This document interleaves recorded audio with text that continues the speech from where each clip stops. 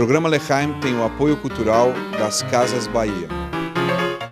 L'Chaim, hoje no programa eu tenho o prazer de ter uma autora do Em Busca do Messias, que é a Tânia Fortes, um assunto super interessante, que é um personagem da nossa história muito citado durante várias épocas, né? E um grande sábio, que é o Rabi Akiva. Como é que surgiu esse livro, Tânia?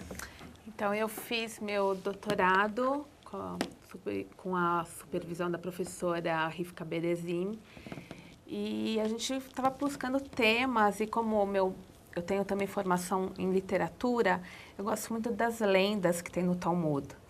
E o Rabi Akiva tem histórias fantásticas, tanto é, ele tem vários aspectos também, tanto é que ele é considerado o homem que conseguiu desvendar os mistérios da Kabbalah e todos a interpretação da Torá. E tem uma história linda também, até pessoal dele, que ele era apaixonado pela Rahel, que era a filha do chefe dele, que ele era um pastor de ovelhas.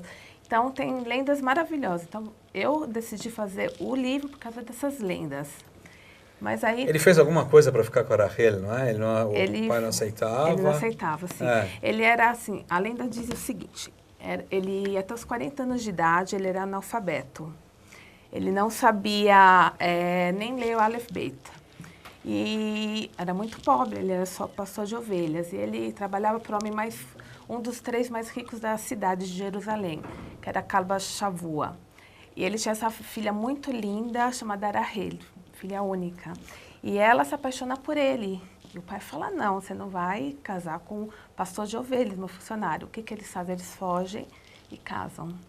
E aí eles eram tão pobres que eles dormiam na palha, mas eles não tinham quase nem o que comer. Aí um dia o Eliel Hanavi, o profeta Elias, ele aparece lá e fala e pede palha, disfarçado de anjo. Então ele fala assim, você vê ele dá a palha? Ele fala assim, você vê, a gente está muito bem porque a gente tem palha, ele nem tem palha para dormir. Então, assim, tem histórias lindas sobre ele. Então a gente tentou resgatar essas lendas, né? Tem algumas lendas aqui no livro. Tem muitas lendas no livro. Do Midrash, Talmud. No Talmud tem mais do que 2.000 citações a respeito dele. E no Midrash também tem mais do que 180. E foi uma pesquisa enorme isso. 5 anos de noite. E quando você relata aqui, por exemplo, as lendas, você facilita, põe uma linguagem mais acessível? Bastante acessível, porque o próprio Talmud, são historinhas, né? Tem a parte de Alahá, que são da lei judaica, né? Que é a legislação. Certo. E tem a parte também das lendas, das Agadot, né? E são historinhas mesmo. Historinhas e também o Talmud, ele tem muito diálogo entre os sábios. E um dos sábios para discutir as leis, que as leis são difíceis de entender. E um dos rabinos, grandes rebes, né, que interpretaram as leis é o Rabi Akiva. Ele é um dos principais, né? E como ele sai de pastor, em dificuldade, analfabeto, para um dos maiores sábios da nossa história? Então, diz a lenda que ele foi estudar até com o filho dele, que era pequenininho, ele também. Então, ele aprendeu o Aleph Bet, né? Depois até o Aleph Taf, que é a última letra do alfabeto, e depois ele foi pensando por que, quando eu fui estudando a Torá, por que essa letra está aqui? Por que esse sinal está lá? Então, tem até uma Agadá que fala que Deus estava colocando coroas na Torá. São símbolozinhos que tem, acho que, para entonação da Torá, enfim. São sinais para você... para o leitor da Torá saber como... o Hazan saber as entonações. Então, fala a lenda que Moisés chegou para Deus e falou assim, por que essa pressa de colocar essas coroas? Ele falou assim, porque vai surgir uma pessoa, né, um grande sábio, e que vai saber interpretar tudo. Quer dizer, da época de Moisés, antecipando a vinda de Rabi Akiva. Então, ele teria visto o Rabi Akiva, então ele falou assim, deixa eu Moisés teria dito para Deus, deixa eu ver quem é essa pessoa. Então, Deus levou Moshe numa aula de Rabi Akiva. Aí, nessa aula de Rabi Akiva, ele viu as interpretações e falou, nossa, eu não tinha entendido isso. Como ele sabe tão bem, coisas que nem eu consegui interpretar. Aí ele volta para Deus, ele sai da aula e volta. Aí ele fala para Deus, Deus é um homem de tamanha inteligência, sabedoria, qual que é a recompensa que ele teve? Aí Deus mostra para ele que a carne do corpo dele, que depois de ele ter sido morto pelos romanos, estava sendo pesada num açougue aí de Roma. Aí ele falou assim, Deus, mas por que isso, essa é a recompensa? Aí Deus fala, esse é o meu decreto. Então essa lenda mostra que até em entendimento da Torá, ele seria maior do que Moshe. Moshe recebeu, mas ele interpretou, segundo essa lenda, que Moshe ficou surpreso com isso. Ele morreu em Roma? Ele morreu, na Judéia. Na Judéia, assim, foi uma morte, ele não foi o único que morreu. Depois da revolta de Bar Kokhba, foram 10 sábios, judeus, grandes sábios, que foram sentenciados à morte, mas uma morte não... Imolados, né? Muito trágica, cada um foi de um jeito, um mais trágico do que o outro. Um foi queimado, envolto nos rolos da Torá. Outro foi arrastado num cavalo por toda a cidade. Assim. Todos para dar exemplo, que eram referência de sábios para o povo. Eram sábios muito proeminentes, todos grandiosos, sadiques, sagrados, etc. Mas é porque eles desobedeceram à determinação do imperador Adriano, que era de não estudar mais a Torá. E um deles, ou alguns deles, iam no mercado da cidade e faziam questão de fazer o contrário, estudar na frente de todo mundo. Todo mundo. Rabi Akiva, os discípulos deles, eles iam para a floresta e estudavam, se disfarçavam de caçadores. Então, quando vinham os soldados, eles fingiam que estavam caçando. Pegavam um arco e não estavam lá estudando. Mas foram todos descobertos, né? E tem um dos sábios que eu acho desses 10 mártires, né, do povo judeu, que eles morreram em nome da fé judaica, né, para não profanar a fé. E o imperador ainda falava, desiste do seu Deus, que seu Deus te abandonou. Eles até o final. E a maior parte deles morreu rezando Shema, ou falando algum versículo da Torá. Agora, um deles, quando eles souberam do decreto para a morte deles, conta que um deles, que também era cabalista, aí está a parte cabalista, é uma lenda também do Talmud e do Midrash também, os dois narram. Também está aqui? Também está aí, está tudo aí, tem muitas lendas.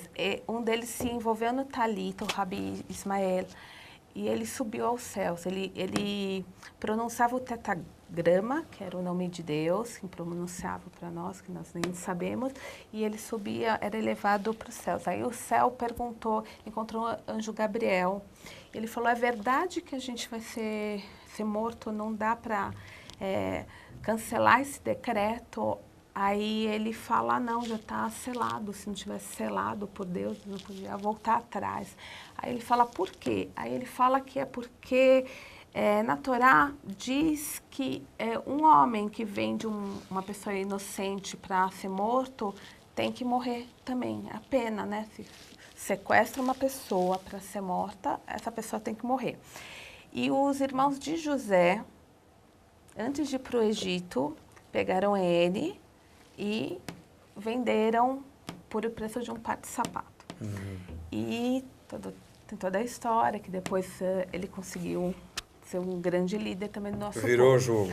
Isso. Mas então, os 10 irmãos dele, de Yosef, que venderam Yosef para o faraó, para os mercadores, né? Eles tinham que ser julgados e mortos e não foram julgados. Então, conta a lenda que o imperador estava lendo a Torá e falou assim, como? Eles tinham que ser julgados e mortos. Então, passaram algumas gerações e fala que uma tradição judaica fala que nós pagamos os pecados dos nossos antepassados, dos nossos pais, avós, até 20 gerações, né? E então, essa foi a geração de Rabi Akiva, foi a geração que tinha gente mais elevada, até desde Yosef até a geração de Akiva, foi a única geração que reuniram 10 grandes sábios, que eles tinham a mesma grandeza espiritual do que os 10 patriarcas. Então, Deus falou que eu pegar o sangue deles para vingar a morte dos 10 irmãos de Yosef.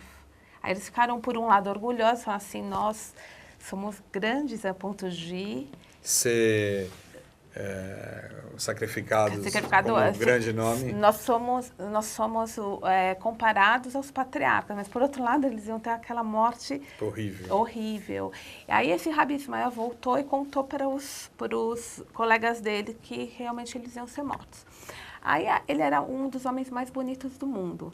Tem entre os 7 homens mais bonitos de toda a humanidade, conta a lenda que ele era uma beleza assim indescritível. Rabi Akiva. O Rabi Ismael, esse que subiu aos céus para contar. Ele era o colega do Rabi Akiva, que foi junto com o Rabi Akiva, ele foi morto, né? Junto com os 10 sábios, os 10 mártires. E aí a filha do imperador estava passando e viu aquela beleza, ele era muito, muito bonito, se apaixonou por ele. Então ela mandou um recado para o pai dela. Falou assim, papai, eu quero falar com você, quero fazer um pedido especial. Mata todo mundo, menos esse. Ele falou assim, esse aqui, eu atendo qualquer coisa, só que não seja poupar a vida dele. Que já está decretado também, Deus já tinha selado e o imperador também já tinha selado. Então, ela, como era muito boa, assim, gostou muito dele, ela pediu para arrancar a pele do rosto dele, para ela ficar olhando, ao invés de se olhar no espelho, ela ia ficar vendo a pele dele. Então, arrancaram, quando ele estava vivo, a pele do rosto dele, para ela ficar... Então, isso que ela gostou dele. Que bom. Assim, então... Aí, e fala que quando estavam arrancando a pele, quando chegou no lugar de pôr tefilim na testa, ele deu um grito tão grande que tremeu a terra inteira e o mundo ia ter que ser... Até o trono divino tremeu de tanta agonia. Aí veio uma Bat-Kol, que é um eco que vinha naquela época, dizem que era, segundo as lendas, né, era uma geração elevada, e a Bat-Kol era um eco divino, né? Falou assim que o mundo ia ser destruído se ele soltasse mais um grito. Então ele se conteve a dor dele. Para poupar o mundo. Para poupar o mundo. Quando você diz lendas, essas lendas são registradas como? No Talmud e Midrash. Porque o Talmud ele é constituído de tem 2 características, 2 tipos de narrativa. Um são as alahot, as leis judaicas. E as outras são as agadot, que são lendas. Então começa Então, dentro dessas lendas. Dentro dessas lendas conta toda essa história. Então, o que eu fiz para resgatar tudo sobre Rabi Akiva?